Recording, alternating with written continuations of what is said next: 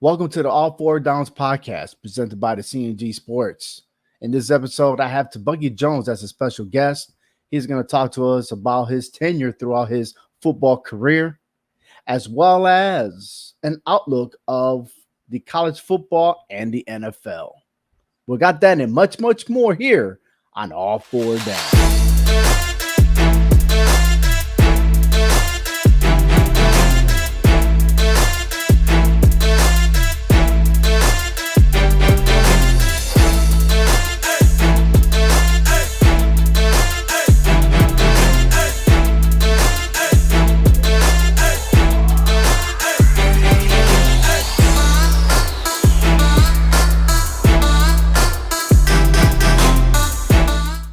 Hey, welcome to Tebucky Jones to the show. How are you? Great. How you doing? I'm doing fine, man. Thank you once again. This is All Four Downs podcast. It's always an honor and a privilege to have you. Listen, football season is about to get started, but before we even talk about football, Tebucky, first and foremost, I want to say congratulations to your success because I've watched you win the state championship for New Britain High back in you're the 92. class of 93, right? Yep. So the fall of 92, you ended up winning the state championship, which was a mark for the high school because it's been so long since we won a state championship. But you are the guy who led the team to victory, man. And to see you on television, Syracuse, and then you went on to play for the Super Bowl champions New England Patriots. I mean, how's that feel? Like you sit back and look back, how does that feel? Man, it really was a blur. Like, actually, I wanted, Super Bowl, been to, big Fiesta Bowl games like that. But I actually remember the state championship game more than any of it. Down in Greenwich, cold, freezing cold. It had to be like below 5 that day. Hey, I was with the marching band, so we were freezing anyways. But at least you got the courage to run around. I tell you what, we were kind of doubtful, but when y'all marched out on that field, we knew we had the victory. Absolutely, man. And, it was all that pride, man. That was the school word, pride, right? Yep. But you went on and. I guess a lot of people saying and remembering the time that you were able to recover that fumble with that hit to Kurt Warner in the Super Bowl. You ran it back, I think 90 plus something yards just to get called back for a penalty, man, that I wish it never happened. But you will always be remembered as that Patriot that, man, you almost had that touchdown, but that damn ref, man, got paid. No, I'm just kidding. Hey, I don't know if that was true or not. You know what? What's funny is when I scored, I didn't even know there was a flag thrown. So I went sat on the bench getting ready for kickoff. Next thing you know, like, hey, you still back out there on defense. So I didn't even know.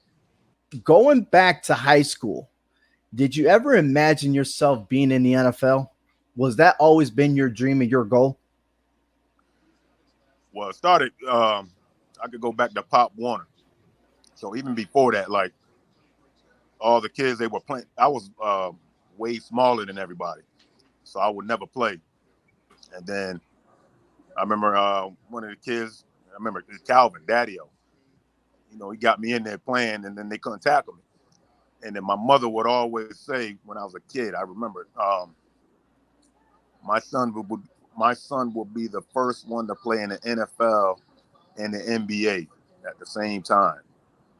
And I really believed it. So, going all the way up from Pop Warner to high school, I always believed I'll be a professional player. That's right. You was also a basketball star from New Britain High. Or, leading to the playoffs, at least the time that I saw you, because, again, by the time you graduated, I was a sophomore. So the 2 years I saw you in the postseason in basketball and the progress that you made from when I was a freshman all the way to the following year, because it was a disappointing year for the class of 92.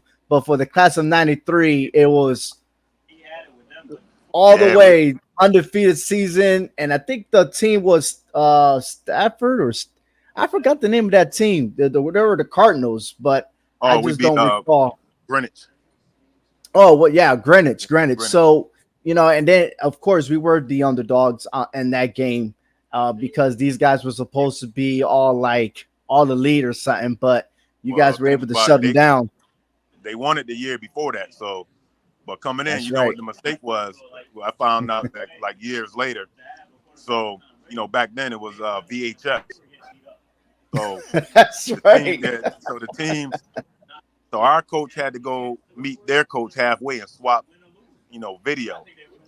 So our coach took their video and they said we don't need your video. Mm. So that's how confident they were. But that was a big mistake. Oh, As you can big see, the mistake. outcome. Hey, that's all right for us because the banner's on the wall right there inside the gymnasium. Um, but taking your talents, what made you decide to take your talents all the way to Syracuse? Well, you know what? My number one choice was always Nebraska. I Wow. wanted to go to Nebraska. Actually, I'll think about it now. I could have won 3 national championships. But I had a kid early, so I wanted to go to a big program, but not too far, from home. So that's why I ended up choosing Syracuse.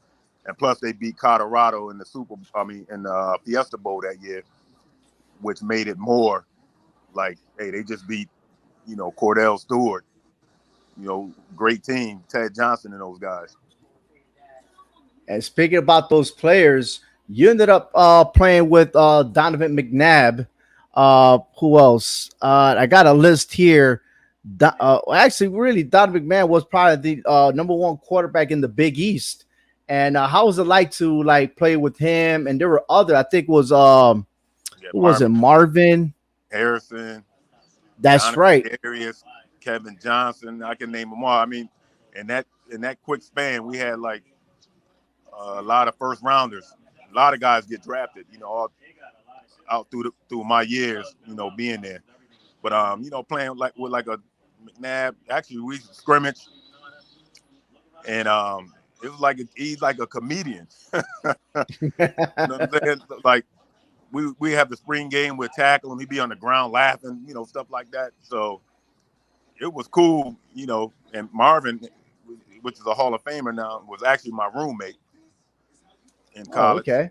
So, he's a little older, but I learned a lot, watching how to get up, prepared for, practice, films, and making sure I go to class because he always went to class. Hey, that's what's up. But with that, I mean, how look, it's preseason right now for college football, right?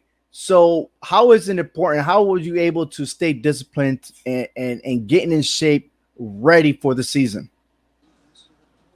Well, the biggest thing I can remember when I got to the pros, one guy asked, so when the season was over, he's like, so what do you do with all that time off, from now until you go to training camp?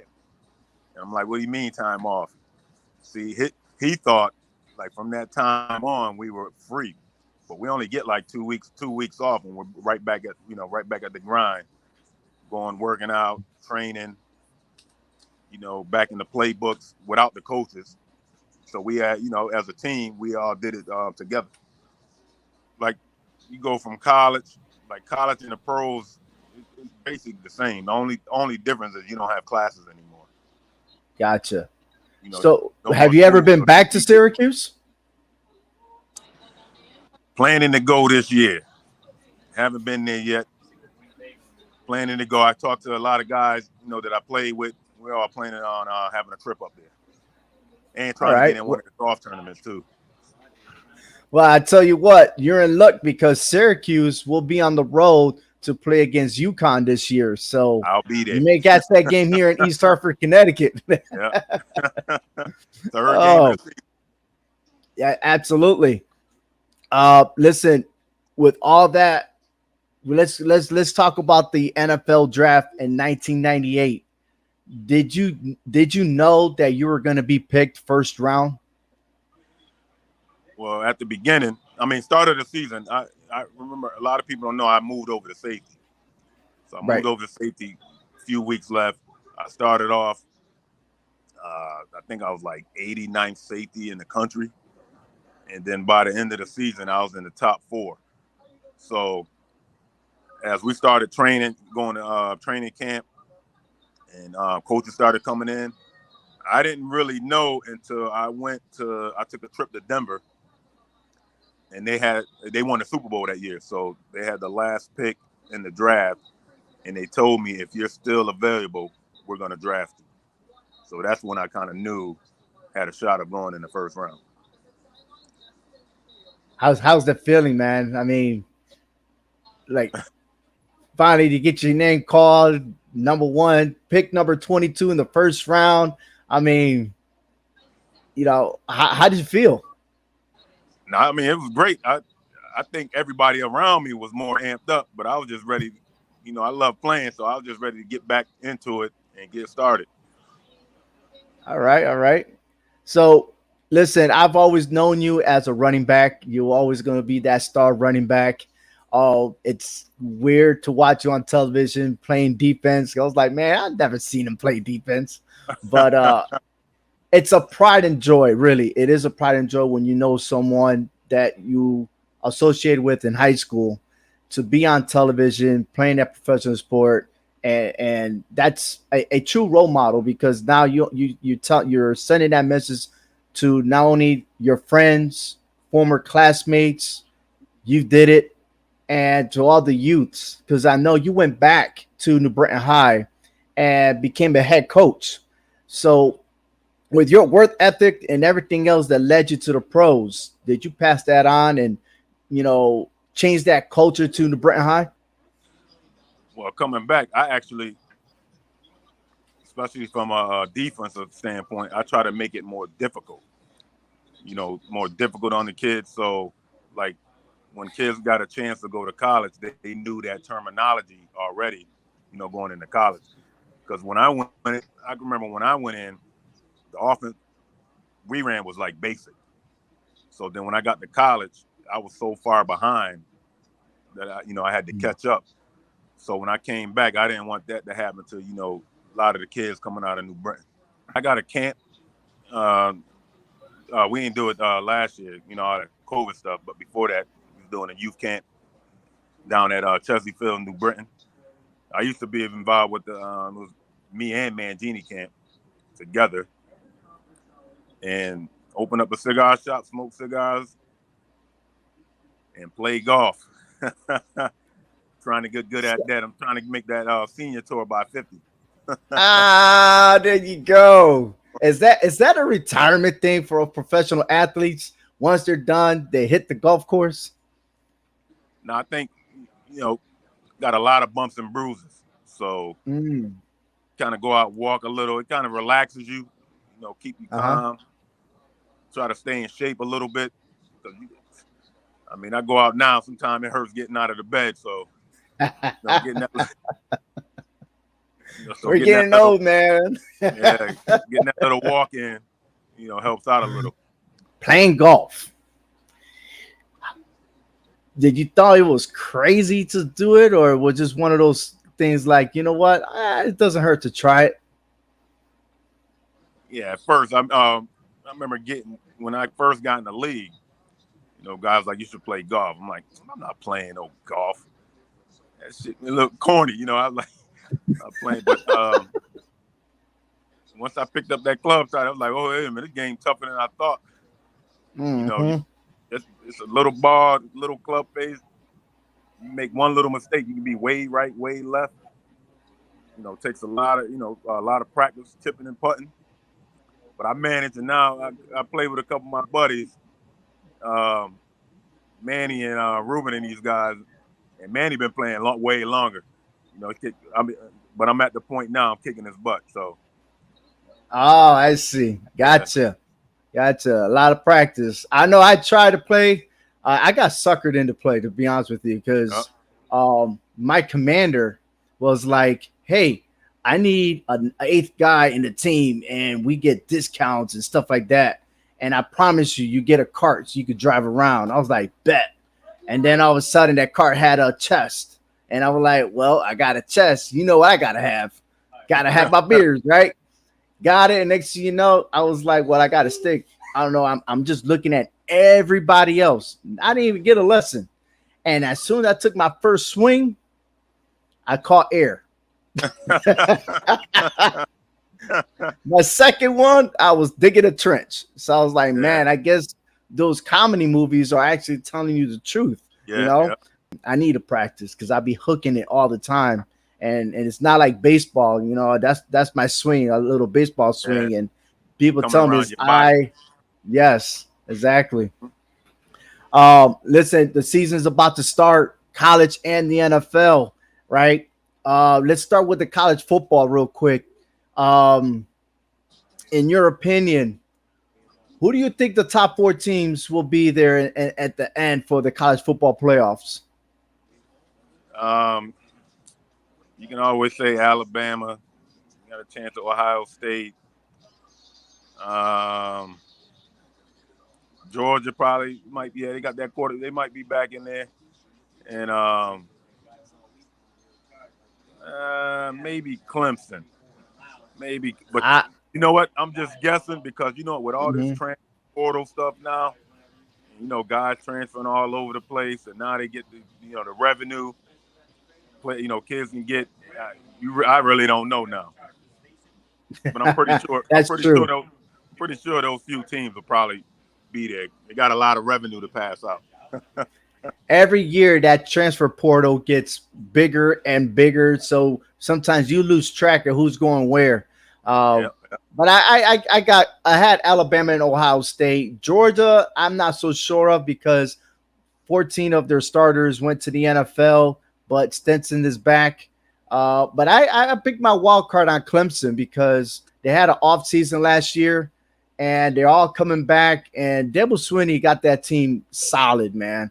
And it's disappointing because the ACC, they're not as tough as what they used to be. Yeah. But you went in with the Big East. Syracuse was part of the Big East back in the days. I think your rivalry was West Virginia, right? If I'm not mistaken. Yeah, we had two. We played West Virginia, Miami, another one, V Tech, Pitt. Yeah, it was a good, strong conference back then.